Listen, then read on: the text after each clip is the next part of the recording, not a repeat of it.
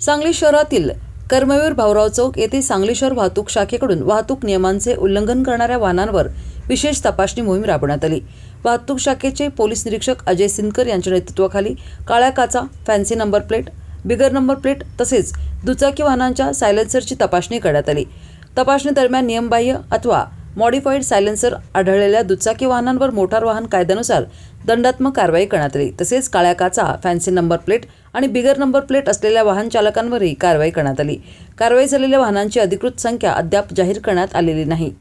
वाहतूक नियमांचे उल्लंघन करणाऱ्यांविरोधातील ही विशेष मोहीम पुढेही सुरू राहणार असून वाहन चालकांनी वाहतूक नियमांचे काटेकोर पालन करावे असे आवाहन सांगली शहर वाहतूक शाखेकडून करण्यात आले आहे।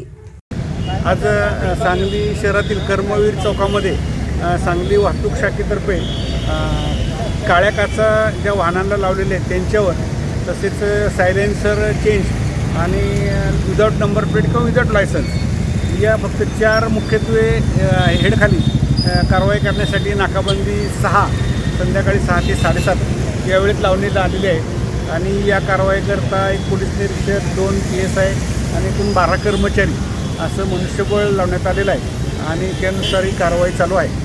तर सांगली वाहतूक शाखेतर्फे सांगली शहरातील सर्व वाहन चालकांना आव्हान आहे की आपण आपल्या वाहनाला जर कृपया काळ्या काचा लावल्या असतील तर त्या काढून घ्या।